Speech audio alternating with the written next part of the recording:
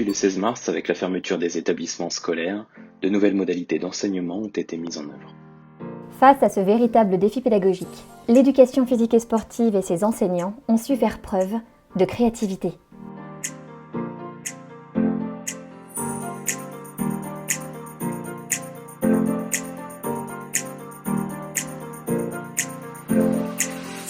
D'ingéniosité,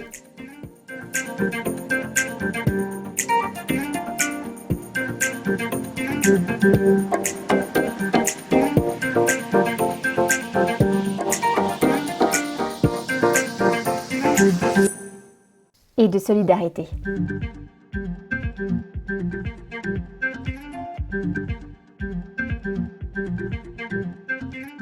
Nous entrons aujourd'hui dans une nouvelle phase, celle de la réouverture progressive des établissements scolaires.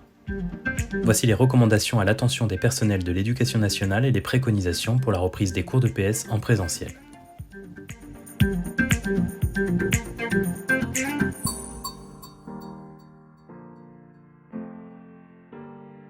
La reprise est subordonnée aux règles de confinement fixées par les autorités, à l'échelle de chaque territoire et à la capacité effective des collectivités locales et des équipes éducatives d'assurer le strict respect des règles sanitaires.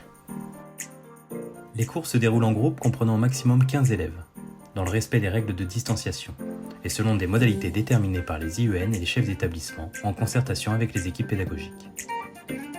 Au collège, l'objectif visé est de maintenir le poids respectif de chaque enseignement, dans le cadre de l'organisation retenue par chaque établissement. Néanmoins, les enseignements de français et de mathématiques doivent être priorisés.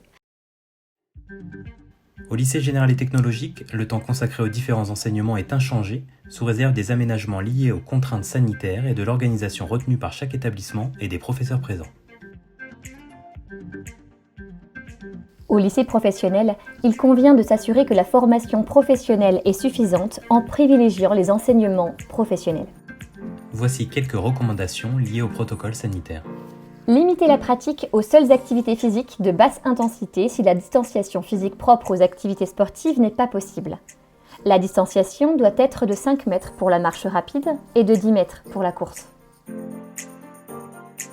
Afin de s'affranchir de l'utilisation des vestiaires, demandez aux élèves de venir en tenue de sport dès le matin. Neutralisez les douches des vestiaires. Proscrire les jeux de ballon, les sports de contact et les sports collectifs. Proscrire l'utilisation de matériel sportif pouvant être manipulé par tous, ou réserver uniquement les manipulations à l'enseignant, ou assurer une désinfection régulière adaptée. Utiliser uniquement du matériel individuel et personnel, pas de prêt de matériel collectif, ou assurer une désinfection régulière adaptée. Privilégier les activités extérieures lorsque la météo le permet. Privilégier enfin des parcours sportifs individuels permettant de conserver la distanciation physique.